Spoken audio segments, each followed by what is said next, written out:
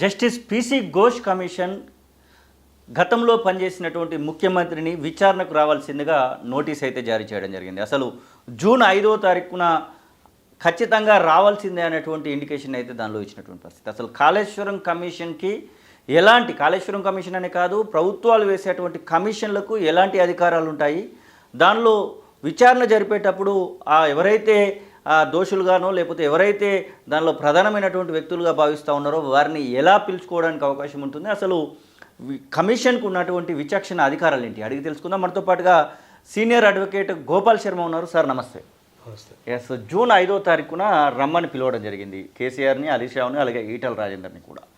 కేసీఆర్ వస్తాడా అనేటువంటి కొన్ని సందిగ్ధతలు కూడా మనకు వినిపిస్తూ ఉన్నాయి. అసలు కమిషన్ నెక్స్ట్ స్టెప్ ఎలా ఉండబోతుంది, అసలు జూన్ 5వ తారీఖున కేసీఆర్ వస్తే ఎలాంటి విచారణ ఉండబోతుంది అనుకుంటున్నారు? ముందుగా అందరికీ నమస్కారం. 1952 కమిషన్ ఆఫ్ ఎంక్వైరీస్ యాక్ట్ ప్రకారము ఈ కమిషన్ ఆఫ్ ఎంక్వైరీస్ యాక్ట్ని పార్లమెంట్లో బిల్ పాస్ చేశారు. మొదట్లో బిల్ పాస్ చేసినప్పుడు గోవా, డయ్యూ, డమన్కి దీని పరిధి లేకుండే. ఓకే. అదేవిధంగా లద్దాఖ్కి, జమ్మూ కాశ్మీర్కి, నాగాలాండ్కి కూడా ఈ కమిషన్ ఆఫ్ ఎంక్వైరీస్ యాక్ట్ అనేది విస్తరించలే. 1965లో గోవా, డయ్యూ, డమన్కి విస్తరించారు. అదేవిధంగా 72లో అమెండ్మెంట్ చేసి మన జమ్మూ కాశ్మీర్కి, నాగాలాండ్కి కూడా ఈ కమిషన్ ఆఫ్ ఎంక్వైరీస్ యాక్ట్ని విస్తరించారు. Okay. Commission of enquiries act ఏం చెప్తుందంటే 1952 it is only a fact finding body. అంటే ఏదైనా ఒక రాష్ట్ర ప్రభుత్వం కానీ కేంద్ర ప్రభుత్వం కానీ ఎవరి మీదైనా ఎంక్వైరీ చేయాలనుకున్నప్పుడు, ఏదైనా ఫైనాన్షియల్ ఇష్యూస్ కానీ, కరప్షన్ ఇష్యూస్ కానీ, ఇంకెవరైనా అధికారులు కానీ, పొలిటీషియన్స్ కానీ కరప్షన్ యాక్టివిటీస్లో కానీ ఇంకెటువంటి అవకతవకలకు పాల్పడితే ఆయా రాష్ట్ర ప్రభుత్వాలకి పవర్ ఉంటుంది, అధికారం ఉంటుంది కమిషన్ని నియమించడానికి. దానికి సుప్రీంకోర్టు రిటైర్డ్ జస్టిస్ని పెట్టచ్చు, లేకపోతే హైకోర్టు రిటైర్డ్ చీఫ్ జస్టిస్ని, యాక్టింగ్ చీఫ్ జస్టిస్ని కూడా నియమించవచ్చు. అది రాష్ట్ర ప్రభుత్వం యొక్క అధికారాలు ఉంటాయి. ఓకే. అయితే ఇక్కడ మీరు అడిగినట్టు కేసీఆర్కి జూన్ 5న రమ్మని కమిషన్ నుంచి సమన్స్ పోయినాయి. ఆ సమన్స్కి ఏంటంటే ఆయనకి 2-3 అవకాశాలు ఉంటాయి. ఓకే. సమన్కి రెస్పాండ్ అయ్యి as a law abiding citizen ఆయన వెళ్ళి అపియర్ కావటం ఒకటి, ఆయనకు తెలిసిన విషయాలన్నీ కూడా చెప్పటం ఒకటి. అయితే కమిషన్కి ఇంకొక విస్తృతమైన అధికారాలు ఉంటాయి. ఏంటంటే ఏమైనా డాక్యుమెంట్స్ మీ దగ్గర ఉన్నాయా, అఫిడవిట్ల రూపంలో ఇవ్వండి అని కూడా అడగచ్చు వచ్చిన విట్నెస్లని. ఓకే. ఎవరికి? కమిషన్కి అధికారం ఉంటుంది. అట్ ద సేమ్ టైం నువ్వు చెప్పే విషయాలు అఫిడవిట్ రూపంలో ఇవ్వండి అని కూడా అడిగే అధికారం కమిషన్కు ఉంటుంది. సో ఇక్కడ కేసీఆర్ గారికి ఏంటంటే ఆయన ఆ సమన్స్ అందుకున్నాడు, ఆయన ఆల్రెడీ లీగల్ టీంతో మాట్లాడుకున్నాడు. ఓకే. నాకు తెలిసి అంటే ఆయన టెంపర్మెంట్ ప్రకారం జనరల్గా ఆయన నన్నేంటి పిలిచేది, అహం బ్రహ్మోస్మి, అన్నీ నేనే గొప్ప వ్యక్తిని అనే ఆలోచన చేసే మొండి వ్యక్తి కేసీఆర్. కాబట్టి నాకు తెలిసి ఆయన మనస్తత్వం తెలిసినాడు కాబట్టి, కలిసి పనిచేసాం గతంలో ఉద్యమంలో కాబట్టి ఆయన ఈ కమిషన్ ముందు హాజరు కాడు అని నేను భావిస్తున్నాను. ఓకే. ఆయనకు ఎందుకు కాడంటే లీగల్ ఆప్షన్స్ ఉన్నాయి. ఆ సమన్ పంపిన దాన్ని హైకోర్టులో వెళ్ళి ఛాలెంజ్ చేసి నా మీద రేవంత్ రెడ్డి ప్రభుత్వము ఒక పిసి ఘోష్ కమిషన్ వేసి కక్ష సాధింపు చర్యగా నాకు ఈ సమన్స్ పంపాడు అని హైకోర్టుకు అప్రోచ్ అయితే హైకోర్టులో స్టే దొరుకుతుంది.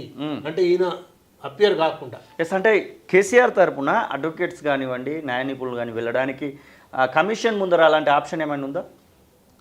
కమిషన్ ముందర ఇప్పుడు కమిషన్ సమన్స్ ఇచ్చింది, ఐదర్ ఈ షుడ్ అటెండ్ ఆర్ ఈ should go and approach high court and get stay. రెండే ఆప్షన్స్. అయితే పోయి అపియర్ కావాలా, లేకపోతే హైకోర్టు పోయి ఛాలెంజ్ చేసి ఆ స్టే తెచ్చుకోవాలా.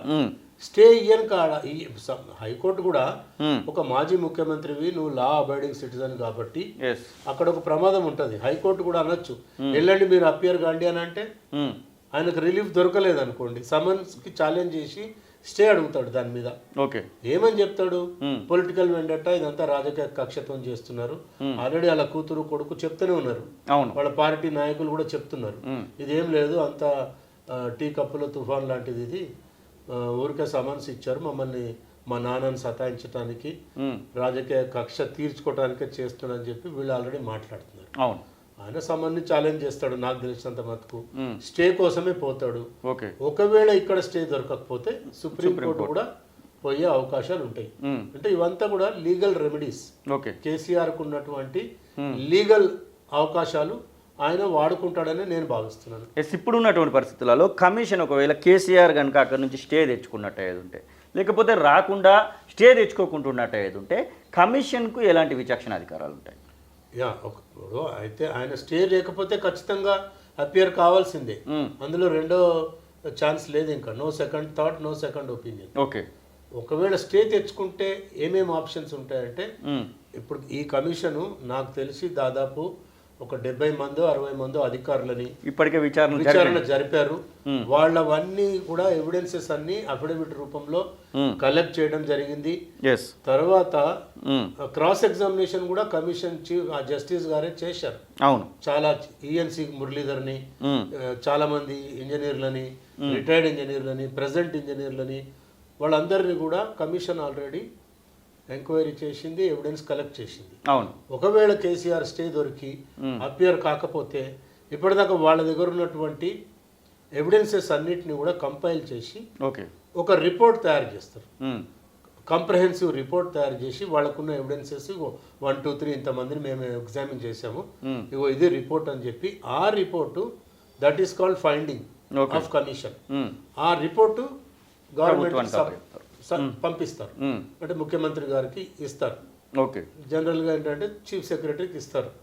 ప్రభుత్వం అంటే చీఫ్ సెక్రటరీ, ఆయన కమిషన్ రిపోర్ట్ తీసుకుపోయి చీఫ్ సెక్రటరీకి అందిస్తారు. అంతటితో దాని తర్వాత చర్యలు అనేవి ప్రభుత్వం మీద ఆధారపడి ఉంటుంది.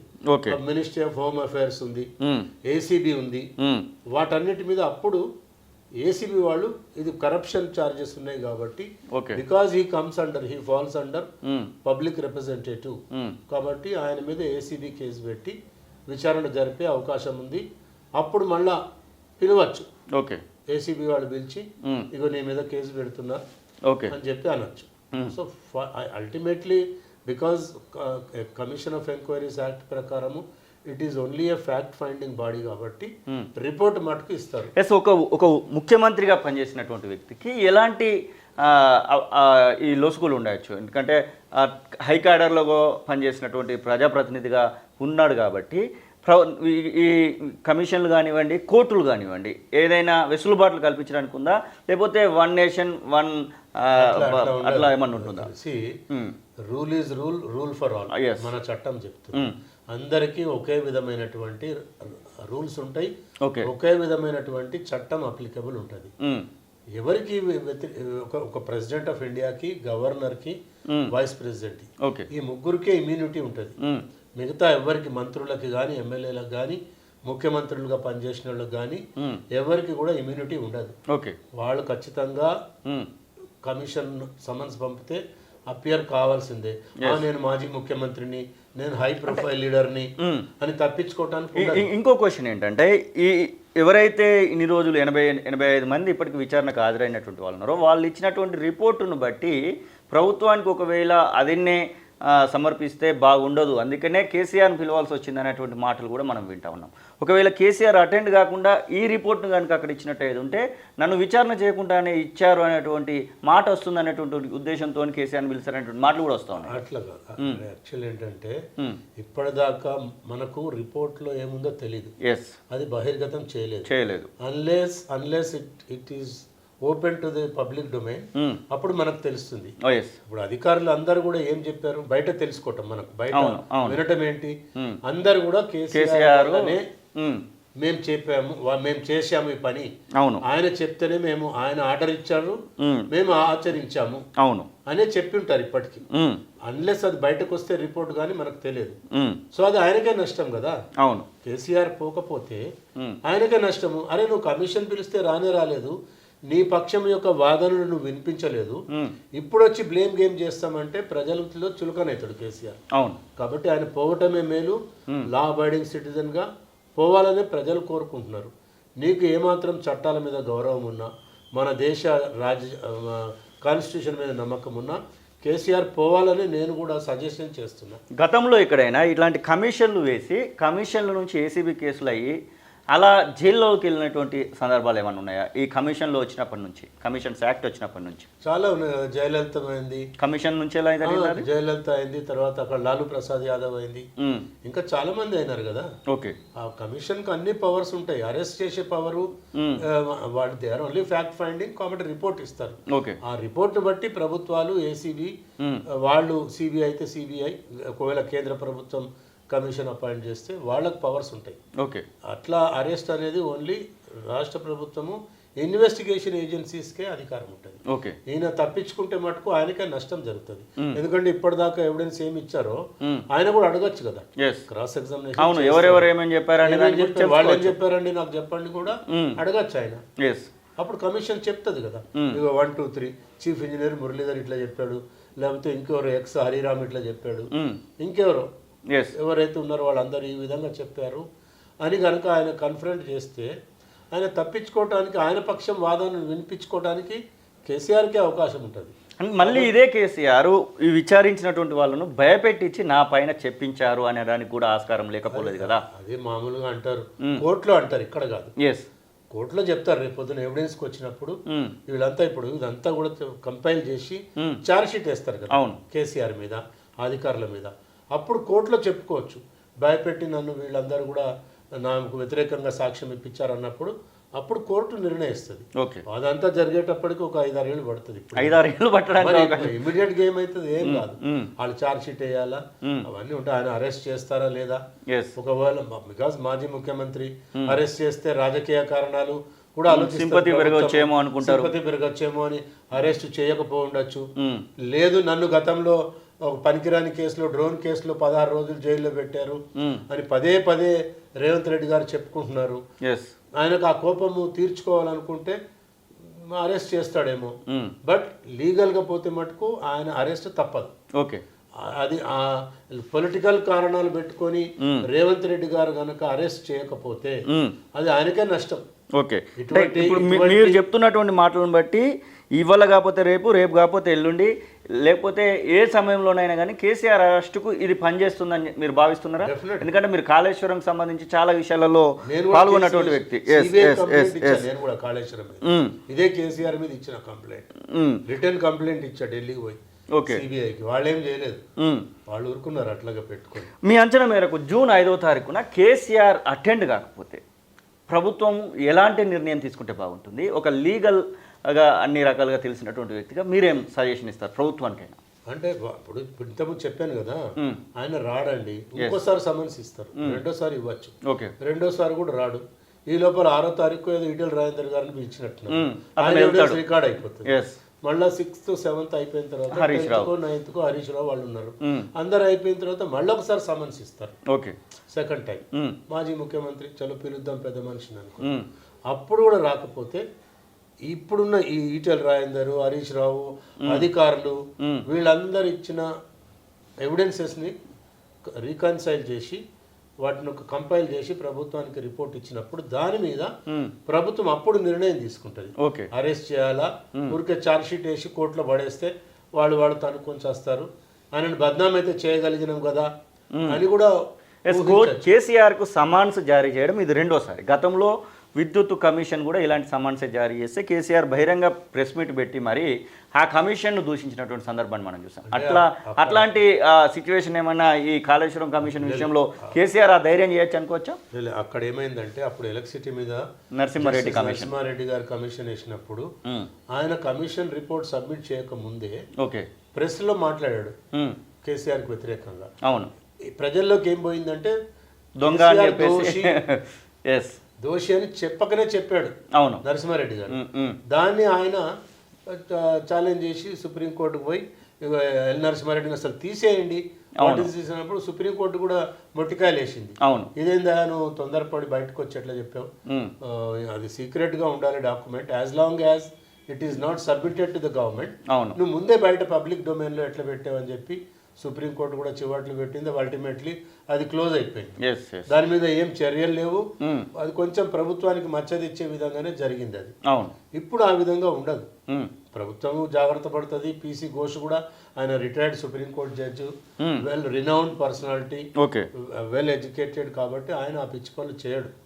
ప్రభుత్వానికి రిపోర్ట్ సబ్మిట్ చేస్తాడు, అక్కడ వాళ్ళు నిర్ణయం తీసుకుంటారు. ఎస్, ఇప్పుడున్నటువంటి పరిస్థితులలో హరీష్ రావు, ఈటల రాజేందర్, అలాగే 85-80 మంది అధికారులు వీళ్ళు ఇచ్చేటువంటి రిపోర్టు ప్రకారము ఒకవేళ కేసే పడితే, ఏసీబీ కేసే పడితే ఎన్ని రోజుల పాటు కేసీఆర్కు ఈ యొక్క ఉచ్చు అనేది బిగించడానికి అవకాశం ఉంది, దాంతోపాటుగా జైల్లో మగ్గడానికి అవకాశం ఉంటుంది అసలు ప్రభుత్వాలు సీరియస్గా తీసుకుంటే? ప్రభుత్వం ఎంత సీరియస్ తీసుకున్నా ఇప్పుడు ఇవి కేసులు సపోజింగ్ మీరు అన్నట్టు అరెస్ట్ చేస్తారు. ఓకే, అరెస్ట్ చేస్తే మాక్సిమం 90 days జైల్లో ఉంటాడు. అవును. బియాండ్ 90 days బెయిల్ ఇచ్చేస్తుంది కోర్టే. ఓకే, మ్యాండేటరీ బెయిల్ అంటారు. ఏదైనా ఎనీ అఫెన్స్ శిక్ష పడినంత వరకు 90 రోజులు. ఇప్పుడు ఈ బిఎన్ఎస్ఎస్ కొన్ని సెక్షన్స్ అన్ని అమెండ్ చేశారు, అదేదో 180 days దాకా ఉంది అది. ఓకే, అంతకన్నా ఎక్కువ. ఇంకోటి ఏంటంటే సుప్రీంకోర్టు చెప్పింది ఏంటంటే bail is a right, okay, not jail అని సుప్రీంకోర్టు చెప్పింది. సో హైకోర్టులో ఇక్కడ ట్రయల్ కోర్టులో ముందు బెయిల్ వేసుకుంటాడు. ఓకే, ఒకవేళ అరెస్టే జరుగుతాయి, అరెస్ట్ జరుగుతుందని నేనైతే అనుకోను. రేవంత్ రెడ్డి అంత ధైర్యం చేస్తాడని కూడా అనుకోను. ఓకే, మొండిగా వెళ్ళి అరెస్ట్ చేస్తే కూడా ముందు ట్రయల్ కోర్టులో బెయిల్ వేసుకుంటాడు. అవును. అక్కడ 200% డిస్మిస్ అవుతుంది. ఆ తర్వాత హైకోర్టు పోతాడు. హైకోర్టు కూడా ఒకవేళ డిస్మిస్ చేస్తే సుప్రీంకోర్టులో మటుకు గ్యారంటీగా 60 to 90 daysలో బెయిల్ వచ్చే అవకాశాలు ఉంటాయి. Okay, beyond that better. సుప్రీంకోర్టే చెప్పింది కదా bail is a right not jail అని. ఓకే, సో డెఫినెట్గా అక్కడ బెయిల్ వస్తుంది. కేసీఆర్ వ్యక్తిత్వం ప్రకారం మీరు దగ్గరగా ఉండి అబ్జర్వ్ చేసినటువంటి వ్యక్తిగా ఇవన్నిటిని చూసి ఎలా ఫీల్ అవుతూ ఉండొచ్చు ఫామ్ హౌస్లో? అంటే గతంలో కూడా దొంగ నోట్ల కేసు అని పిఎఫ్కి సంబంధించి అతను సెంట్రల్ మినిస్టర్గా ఉన్నప్పుడు పిఎఫ్ కేసు ఒకటి వచ్చింది. ఎస్, ఇట్లా కొన్ని ఉన్నాయి. దానికి సంబంధించి అప్పుడే నార్మల్గా తన యొక్క పొలిటికల్ లైఫ్ను కంటిన్యూ చేస్తూ వచ్చింది. దీన్ని ఎట్లా చూస్తారంటే కేసీఆర్ ఏంటంటే మొండోడు. ఓకే, ఇట్లాంటి తాటాకు చప్పుళ్లకు భయపడే వ్యక్తి కాదు ఆయన. ఎదుర్కొంటాడు ఆయన. ఓకే, బట్ ఆయనకి ఇచ్చే సజెషన్స్ చెప్పేవాళ్ళు సార్ మనం పోవద్దు, వాడేంది వాడు కేసు పెడితే మనం పోతామా అని ఆయన మైండ్ పాడు చేసే వాళ్ళు ఎక్కువ మంది ఉన్నారు. అలా కూతురే చెప్పింది కదా నీ పక్కనంతా దయ్యాలు ఉన్నారు అంతా చెప్పింది కదా. ఆ దయ్యాల సజెషన్ ఇప్పటికీ వింటున్నాడు ఆయన. ఓకే, అది వింటే మటుకు ఆయన బోల్తా పడతాడు. ఆయన వినకుండా ఆయన విచక్షణతో ఆలోచించి గనక నిర్ణయం తీసుకుంటే ఆయనకే మంచిది. బట్ నేను కూడా కోరుకుంటున్నా ఆయన రావాలా విచారణకి, ఎదుర్కోండి what is wrong in it. ఇప్పుడు మీరు ఒక దిక్కు మీ అల్లుడు కూతురు కొడుకు మా నాయన ఏం తప్పు చేయలే కాళేశ్వరం మేము 18 లక్షల ఎకరాలకు నీళ్ళు ఇచ్చాం చెప్పుకుంటున్నారు కదా. కడిగిన ముత్యంలా బయటికి రండి. ప్రతిసారి వాళ్ళకు ఒక వర్డ్ ఉంది కదా, అవును, పేటెంట్ వర్డ్. మేము మా నాన్న కడిగిన ముత్యం లాగా బయటకు వస్తాం. ఆమె కూడా అట్లే చెప్పింది జైలుకు పోయి తిహార్ జైల్లో. నేను కడిగిన ముత్యం, బురదలో ఉంటే కడిగిన ముత్యం, నువ్వు బురదలో లేవు కదా, బయటే ఉన్నావు ఫామ్ హౌస్లో.